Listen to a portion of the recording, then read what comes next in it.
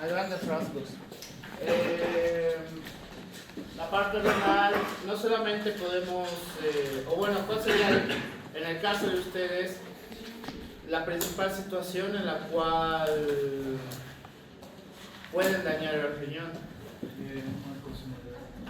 Mal consumo de agua. ¿Cómo consumo del agua? Consumo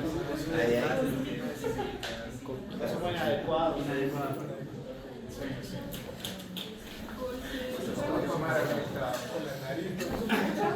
Consumo de bebidas gaseosas en exceso, alcohol. No solo el contenido gaseoso, no. Bien, bebidas que tengan alta cantidad de solutos, que ahí se pueden estar las gaseosas, que no tomen la cantidad de agua necesaria al requerimiento de su agua corporal total, y el principal factor, bueno, tres en el caso de ustedes. Medicamentos. Usar medicamentos. Bueno, buen aporte, según una investigación que han hecho mis queridos estudiantes, ya que están más arriba, a ustedes no los conozco, entonces ellos indican que sí hacen mucho automedicación, o preguntan al colega X o buscan el chat GPT y automáticamente ya utilizan el medicamento en cuestión, lo cual pues sí puede llevarlos a un proceso de daño renal, si la dosis es inadecuada o si el consumo es crónico. ¿Qué más? Hipertensión. Ustedes tienen hipertensión. ¿Están en la edad para tener hipertensión? Pero puede ser. No. Si tienen hipertensión, están saliendo fuera. Consumo de drogas en general. El alcoholismo sí va a ser un factor para daño renal, por si acaso, ¿ya? No el alcoholismo, el consumo crónico de alcohol es diferente al alcoholismo. El alcoholismo es un trastorno psiquiátrico. El consumo crónico de alcohol es algo que hacen habitualmente, y según me dijeron, sobre todo el paralelo 100 del quinto semestre. Según lo que me explicaron mis otros colegas, entonces. No generalice. Bueno, eso ya no sé. Mis otros colegas los conocen mejor, supongo. El tabaco también estaría relacionado con el tema de probabilidad de factor de riesgo para hipertensión arterial, sí, también. Puede causar una afección a nivel renal. ¿Qué más? Y el top 1 para ustedes. Ya. La secreción de hormona cortisol nos puede llevar a un proceso proinflamatorio y además trastornos del sueño. Los trastornos del sueño nos pueden llevar a diferentes lesiones a nivel micro. A nivel micro, este es el término correcto. A nivel micro nos puede llevar a lesiones por un proceso largo, hasta 10 años, y de ahí, a partir de acá a 10 años, pues mayor probabilidad de trastornos renales, ¿ya? Eso es un artículo que salió ayer justo. Las lesiones micro pueden estar presentes desde una edad de 18 años. Entonces, el problema es que la función renal se mantiene, pero a lo macro del riñón, pues aparentemente no hay nada, pero todo lo que ustedes están haciendo y no haciendo los va a llevar a que tengan un problema renal hacia el futuro, ¿ya? Por el cual podemos tener diferentes alteraciones a través de las zonas epiteliales, las zonas endoteliales, a través de la membrana glomerular, a través de alteraciones en el espacio como tal, la cual pues podríamos tener trastornos como a través de las alteraciones de las células epiteliales. Esta es la famosa formación en forma de jiba, ¿ya? Es un trastorno autoinmune principalmente, pero se ha visto que en casos inflamatorios crónicos sí nos podría llevar a estos procesos, en los cuales pues tendrías que hacer todo mal, literalmente. Por el cual, el riñón no solamente tenemos que pensar que no he tomado agua y a través de esto pues está ocurriéndome que tengo algún problema renal, sino que diferentes alteraciones en relación con las células, la membrana, etcétera, etcétera, pues eso nos puede llevar a una alteración en la función renal y que posteriormente tengamos patología. ¿Por qué es importante saber si tenemos patología o no? Porque el riñón va a tener uno de los efectos más importantes en relación con la carga de sodio, que según lo que refiere el libro de fisiopatología, dependiendo de la característica de ingreso de sodio, es decir, a través de la ingesta de sodio, pues en teoría deberíamos tener la misma cantidad de pérdida, ¿ya? A menos que tenga un déficit. Si tengo un déficit, ahí voy a empezar un proceso fisiológico, como ustedes recordarán, por fisiología celular, en la cual a través del proceso de la homeostasis vamos a empezar a pasar de líquido extracelular a líquido intracelular la cantidad de sodio necesaria para volver a la parte de la homeostasis, y que la parte que se necesita en el líquido extracelular, porque tiene mayor cantidad, pues la poca cantidad restante se va a ir a través de la excreción, ¿ya? Que va a ser a través de la orina en el 85% de los casos, en el resto a través de todo lo demás, sudor, lágrimas, ¿ya? O sea, si lloran mucho igual pueden tener una gran pérdida de sodio, sí, en teoría sí, así que dejen de pensar en su pareja.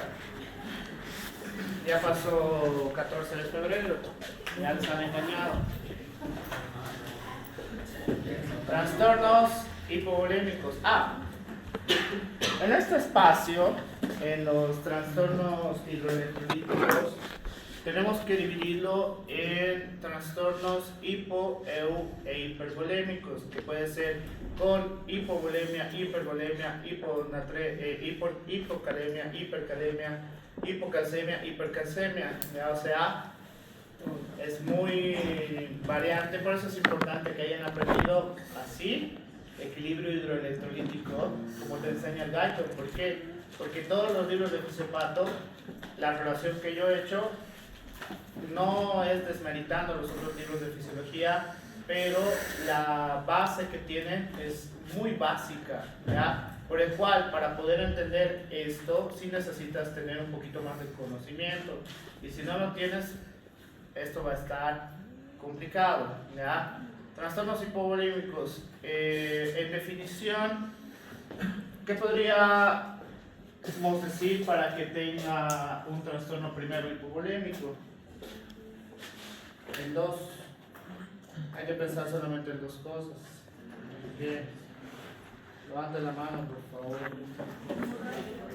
Ya, uno, a través de hemorragias, que entra dentro de la categoría de disminución de la volemia, pero en este caso no es tan habitual en relación con el sodio.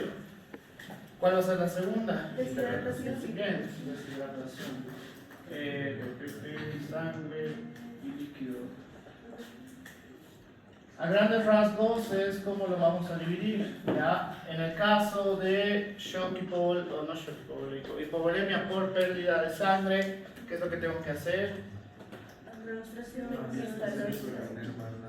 Eso dicen las guías directamente.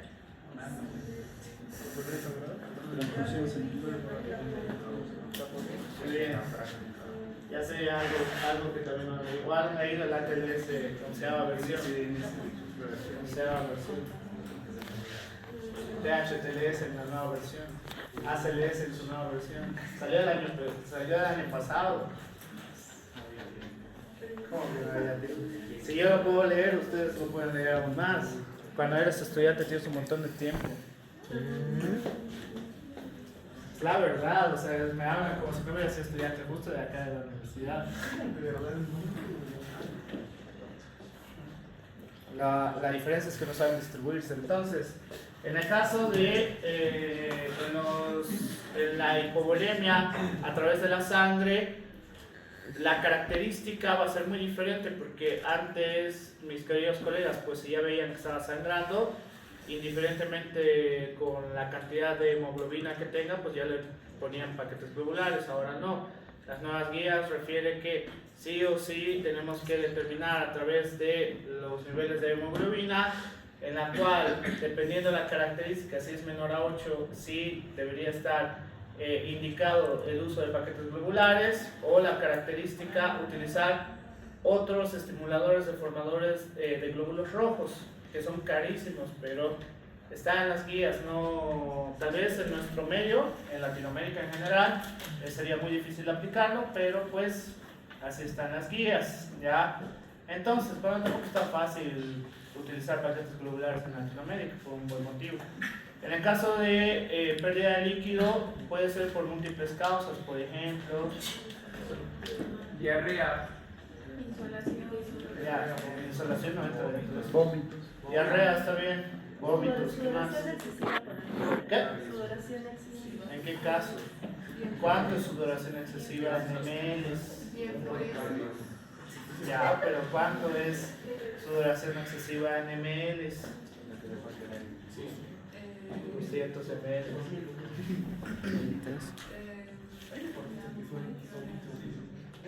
¿Cuánto es el límite máximo registrado?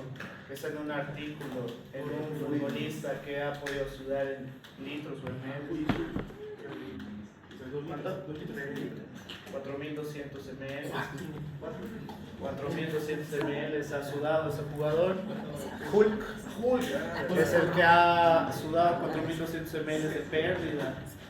Pero no le ha pasado nada, porque tiene tanto músculo que suda a montón cuando la frecuencia cardíaca sobrepasa 90 latidos por minuto. Entonces, en la característica propia del jugador, suda un montón. Según el gaito, pueden tener pérdidas a través del sudor hasta 5.000 ml, que es el peor de los casos. Claro. Doctor, hay un caso de un basquetbolista que se divide en 4 tiempos, ¿verdad? Ya. En cada tiempo perdía 2 litros de agua, solo el sudor. Es igual, pues eran 6 litros, era más. Claro, pero eso es otra característica. O sea, dentro de la fisiología no es que todos podamos hacer eso. La característica de los jugadores que sí tienen mayor masa muscular y adaptación, ellos pueden tolerar eso. Si pasara en ustedes, ya estarían muertos. Entonces, es diferente. Por eso tienen que recordar el concepto de equilibrio electrolítico en este caso, ¿ya? Tengo menor cantidad de ingresos o ganancias y tengo mayor cantidad de pérdidas. Esa sería la característica de los trastornos de líquido, ¿ya?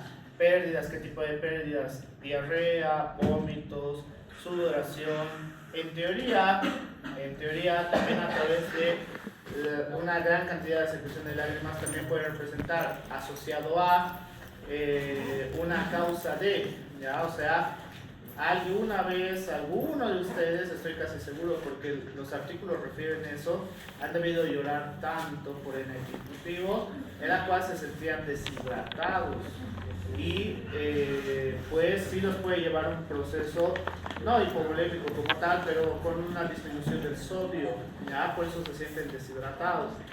Entonces dejen de llorar por su pareja, por favor, ya. ¿Por el cual?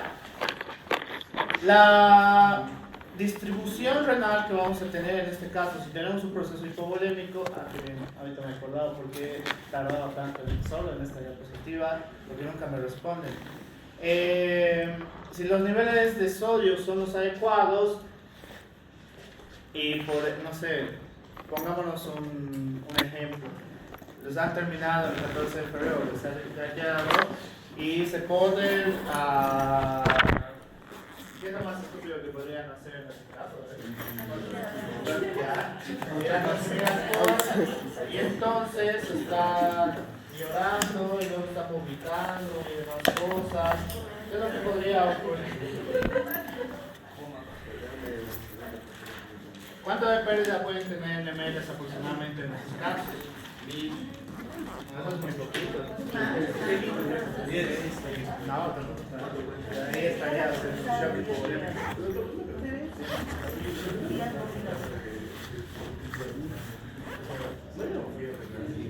¿Cómo tan rápido?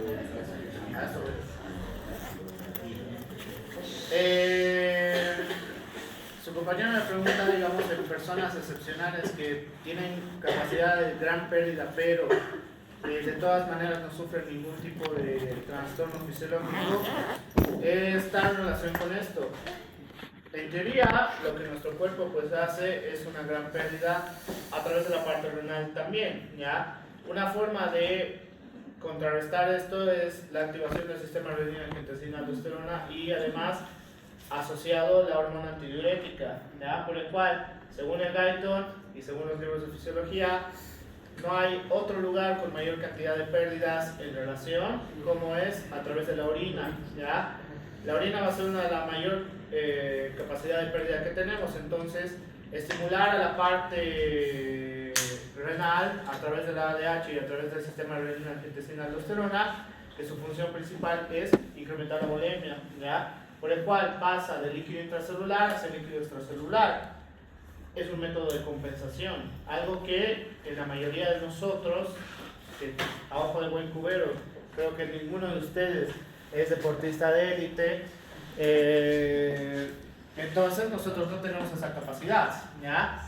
No tenemos esa capacidad, me incluyo, porque yo no quiero ser deportista de élite tampoco, entonces eso significa que la excreción renal se va a ver alterada, por el cual tenemos, ya les he enseñado el sistema renina-angiotensina-aldosterona, por si no les han enseñado, pero la hormona antidiurética a través de su estímulo en la neurohipófisis pues va a tener la característica de que no tenemos que tener mayor cantidad de pérdidas y además necesitamos más absorción de sodio también y más absorción de líquido, por el cual es una manera muy efectiva para regular estos procesos. Volviendo al ejemplo de que ustedes les han terminado o les han engañado en ¿qué es San Valentín? En este caso, pues la característica va a ser, si están llorando, están vomitando y demás, lo mismo, va a aplicar exactamente lo mismo, pero ¿en quién es peor? En ustedes. ¿Por qué? Porque a través de estas pérdidas agresivas por un proceso inflamatorio, como puede ser el consumo de alcohol, que era justo la pregunta que tenía el primer grupo, el alcohol te crea un proceso inflamatorio a través de citoquinas proinflamatorias específicas, entonces hace que se altere todo el organismo y todo el sistema, por el cual en ese caso tenemos un proceso proinflamatorio. Cuando tú haces actividad física no hay un proceso proinflamatorio, ¿ya? ¿Por qué? Porque eso significa que el ejercicio te está dañando, lo cual sería absurdo en este caso, a menos que estés haciendo una actividad física fuera de tu rango, ¿ya? Fuera de tu rango. Si nunca has hecho actividad física y quieres estar en la maratón del diario de 20 kilómetros, te va a pasar algo, ¿ya? Te va a pasar algo porque tu organismo no está hecho para eso. Por ese motivo, la característica es que a pesar de las pérdidas que tengamos, vamos a tener una regulación fisiológica, ¿ya? La regulación fisiológica es lo más importante que tenemos, como les supongo les han enseñado fisiología renal. Qué bien, qué buenos estudiantes. Entonces, lo que les decía hace un momento, solamente hablando de hiponatremia, pues vamos a tener hiponatremia hipertónica, pseudohiponatremia, hiponatremia hipotónica. Dentro de la hiponatremia hipotónica vamos a tener la hipoisohipervolémica.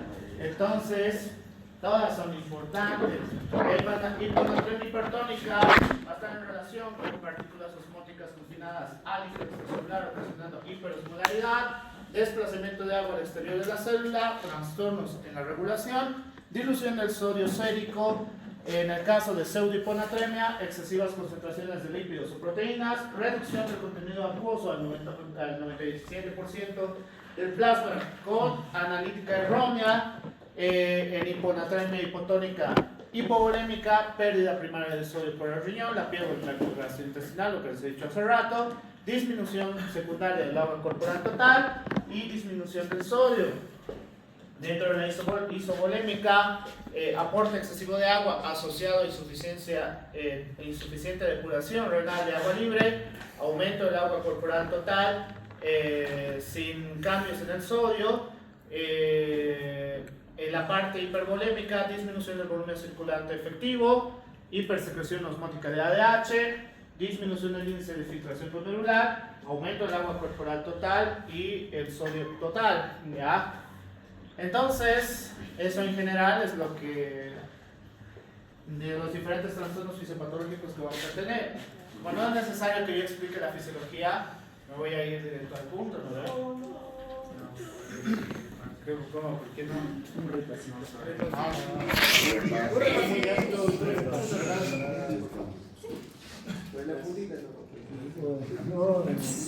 Ahora, ¿cómo hacen que se caliente tan rápido el ambiente? Ya han tenido descanso de 45 minutos. Y no sé por qué están tan cansados. No lo veo. Los que han llevado conmigo, ¿qué tan efectivo es desvelarse para pasar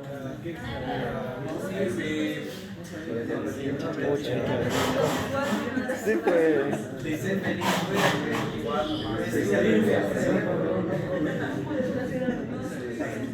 Que nada sabe, nada tiene.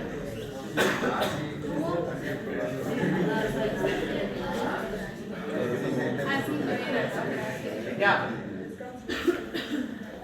No van a tener descanso ya. No.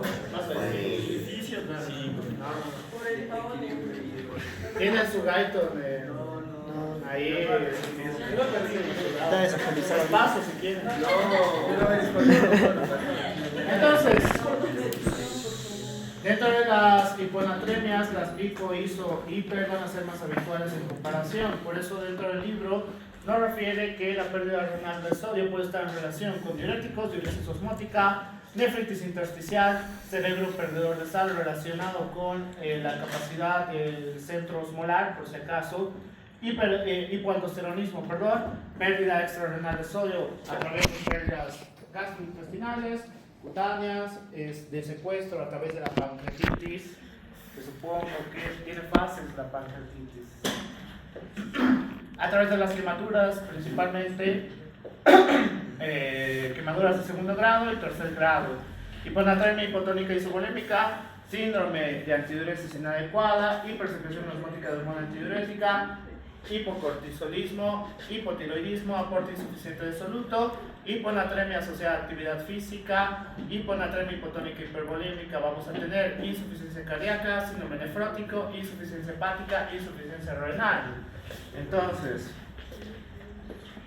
ahora sí lo divertido, tenían que saber física, los que digo, no.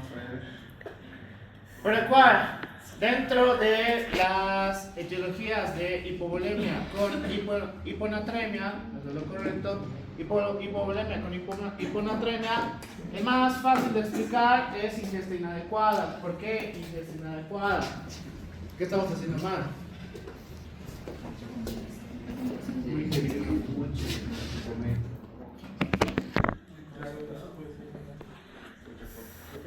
Mucha sal.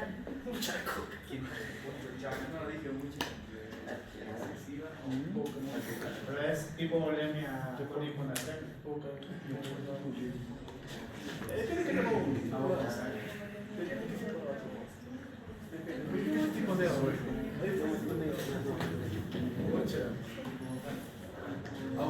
Ya. A ver, dentro de la ingesta inadecuada tenemos que tener un concepto que supongo que lo manejan en fisiología, ¿no ve?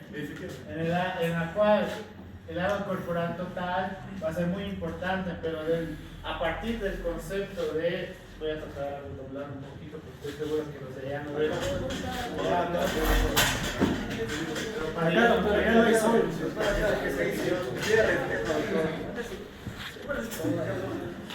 Entonces, puede ser también. Porque, lo tenemos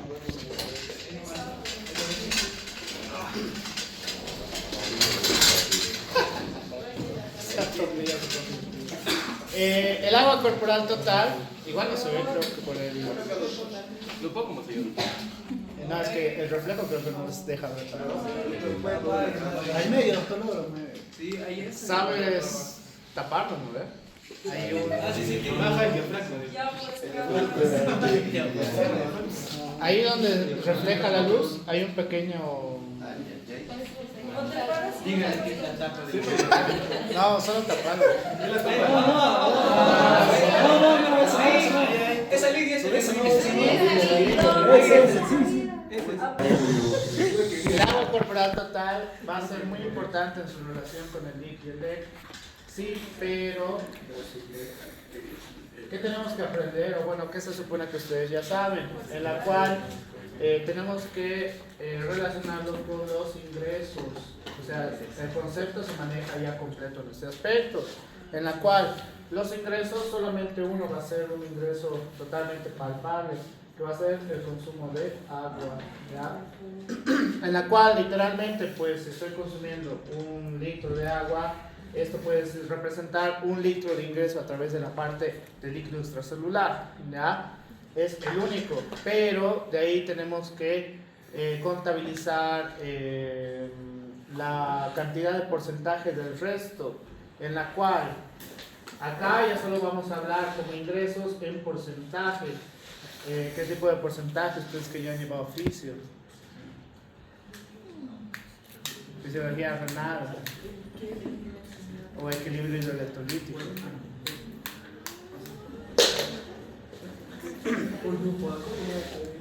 Ya, bueno, qué malos estudiantes que son. Bueno, entonces. ¿El agua corporal total en varones no es 60%? Ya, pero ahorita estoy hablando en relación con los ingresos en porcentaje. ¿Qué ingresos podemos contabilizar dentro de alimentos sólidos?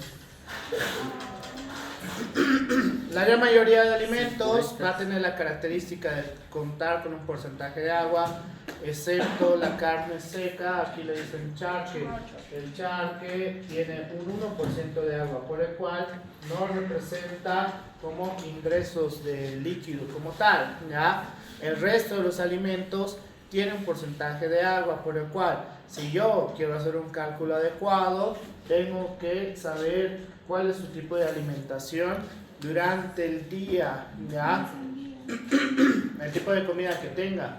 Ese porcentaje de comida, los líquidos que consuman, técnicamente también representa un porcentaje de líquido, ¿ya? Sean gaseosas, sean jugos, sea lo que sea, menos el alcohol por si acaso. El alcohol no cuenta, ¿por qué? Porque es diurético, ¿ya? Entonces lo que tú consumas de líquido a través del alcohol, de todas maneras la vas a perder. Así que por ese motivo tengo que hacer un conteo de los porcentajes. De ahí tengo que hacer un conteo de las pérdidas. No sé ni por qué estoy explicando esto. Está en el Dayton. De las pérdidas tengo que dividirlas en dos: pérdidas sensibles y pérdidas insensibles. Dentro de las pérdidas insensibles están...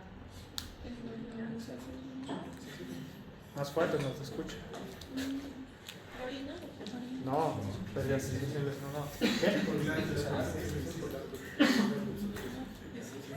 ¿El qué? No, uy. Esto ya es grave, que no sepa. Pérdidas insensibles. Vamos a tener como pérdidas insensibles cosas que no podemos calcular, ¿ya? No es que puedo agarrar un vaso y decir tiene 10 ml de pérdida como tal, ¿ya? Con el sudor igual se puede. Respiración. Una de las pérdidas insensibles más importantes que vamos a tener es la respiración. El proceso respiratorio tiene un porcentaje de pérdida, en la cual aproximadamente en el peor de los casos va a representar 200 ml cuando tenemos un aumento de la frecuencia respiratoria, ¿ya?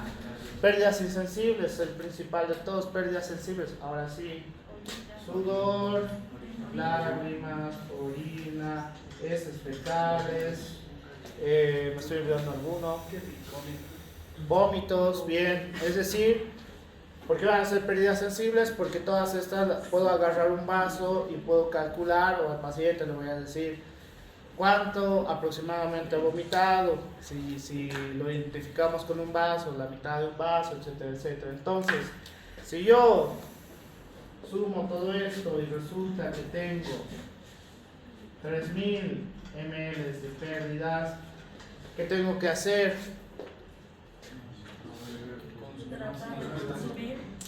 ¿Consumir cuánto? No, ahí hay algo que no está manejando bien en este concepto. aquí me falta algo, calcular cuántos son los ingresos. Si le van a dar 3.000, estoy casi seguro que están excediendo la cantidad como tal, porque si el ingreso resulta que el paciente en su infinita sabiduría, porque le ha terminado y demás, pero de todas maneras, como cualquier ebrio asqueroso, toma líquidos al día siguiente, entonces eso significa que aproximadamente en ingresos ha tenido 1.500 ml, por el cual de todas maneras nos da un saldo negativo, que va a hacer que tiene mayor cantidad de pérdidas en relación a los ingresos, por el cual eso significa que ahí recién tengo que calcular aproximadamente la necesidad según el agua corporal de ese paciente, agua corporal total, peso, talla, ¿no ve? Entonces, la manera correcta, que se supone que ustedes saben esto, es esta por si acaso. Esto es equilibrio electrolítico. Esto es equilibrio electrolítico. Si les han dicho que el riñón pierde y demás, no es la manera correcta, porque entonces no me van a entender esto. Van a pensar que el riñón está perdiendo todo el tiempo y eso está erróneo por si acaso, ¿ya? Por ese motivo, en todos tengo que saber aproximadamente, excepto en quienes, en las hemorragias. Las hemorragias van a representar una pérdida directa a través de líquido extracelular en su porcentaje del plasma, por el cual, dependiendo de la cantidad que tiene, igual se calcula por si acaso, ¿ya? ¿Por qué? El cálculo de la hemoglobina, qué sé yo, tardará entre 5 a 10 minutos, 5 a 10 minutos que de repente el paciente no tiene, por el cual el PH-TLS en su última versión te dice que si viene empapado la ropa con sangre, igual se puede hacer un cálculo. A la licenciada igual se puede permitir que haga exprimir la ropa para ver cuánto de volumen tiene aproximadamente. Ya se hace cálculos igual, así funciona, esa es medicina táctica. Entonces, igual se debería hacer un cálculo. ¿Por qué? Porque si, digamos, exprimo de toda la ropa que tiene y resulta que me da casi 1 litro, ¿qué tengo que hacer? Si no tengo hemoglobina o no tengo laboratorios hace rato. Eso sí es medicina táctica. Paquete globular, ¿ya? Paquete globular, ¿por qué? Porque el rango máximo de pérdida, aproximadamente, ¿cuánto es? El 50%. Estadísticamente, la gran mayoría de personas va a estar entre 3.5 hasta 4.5 litros de sangre como tal. Entonces, eso significa que estamos muy cerca al rango del 50%, y si estamos en una zona de guerra, porque estamos hablando de medicina táctica, pues ahí necesito actuar inmediatamente, ¿ya? Hasta que pueda llegar a un lugar donde tenga todas las herramientas. ¿Ustedes pueden ser médicos tácticos? Sí, sí pueden. La medicina táctica, el primer paso que tienes que hacer es ser médico, por si acaso. De ahí se hacen cursos. Que se comienza con el BLS, ATLS, ACLS, PHTLS. De ahí recién se hacen los cursos tácticos. Los cursos tácticos que tienes que hacer: paracaidismo con canine, que son con los perros, y medicina de guerra se llama el último, que es el más difícil. En este caso, pues ya puedes acompañar, por ejemplo, en lo que ha ocurrido en la ciudad del Alto. A veces necesitas médicos tácticos, ya, en la cual tienes ropa militar o ropa policial, pero atrás o adelante tiene que decir médico táctico, ¿ya? En la cual, a diferencia de mi persona y creo que de muchos colegas dentro de la Unifrance, no somos médicos tácticos, no podemos actuar en situaciones de esa característica. La gran mayoría de mis colegas, incluyéndome, sabemos actuar dentro de un hospital, ¿ya? El médico táctico es muy diferente y hay muy pocos, porque alta probabilidad de muerte, por obvias razones, ¿no ve? Entonces, solo conozco dos. Uno trabajaba acá en la universidad, creo que se fue a Afganistán o algo así. Entonces, si quieren otra especialidad, que técnicamente no es una especialidad, pero sí es otra manera de ejercer la medicina, pues pueden hacerlo también. Ya si están un poquito loquitos y les gusta la acción, ya a un nivel muy alto, pues pueden ser médicos tácticos. Doctor, una pregunta. ¿Los núcleos supraópticos pueden llegar a afectar esto? ¿En qué sentido? Porque ahí se encuentran los osmoreceptores. Claro, pero ¿en qué sentido puede afectar eso? No sé, ya que no, digamos, no podemos percibir cambios de la osmolalidad de los fluidos corporales. Pero es que depende, a ver, dentro de estos núcleos depende de la característica. El primer estímulo que vamos a recibir son los cambios en la osmolaridad. Depende de qué estemos hablando. ¿Por qué? Porque puede ser que desde la parte del riñón la osmolaridad está muy concentrada, pero está eliminando tanto que no lo puede percibir, o viceversa. Ya si hablas un daño directamente a través del eje central, ahí sí, en la cual no identifica los cambios en la osmolaridad, por el cual tenemos mucha pérdida o poca pérdida, depende de la característica del centro. ¿Ya? O sea, la pregunta está interesante, pero la forma en la que lo has preguntado es inadecuada. ¿Preguntas sobre esto? Ahora ya saben, equilibrio hidroelectrolítico. Esto lo llevo en 2 semanas, creo, con los pequeños de fisiología 1. Ustedes ya no, ustedes ya son viejos, entonces ustedes los tengo que tratar como colegas, por eso su examen es diferente. Al fisiología 1, fisiología 2, ¿qué es fisiología? Y cosas así, ¿no ves? Pero ustedes ya no. Ustedes están en fisiología 1. Ahora que ustedes ya son cuasi colegas, pues sí necesitan un examen más complicado, porque necesitan pensar. ¿Preguntas? ¿Por qué están tan cansados? ¿Ya fin de semana?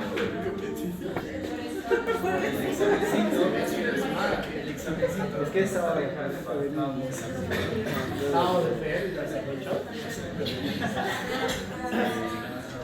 Estamos de luto con las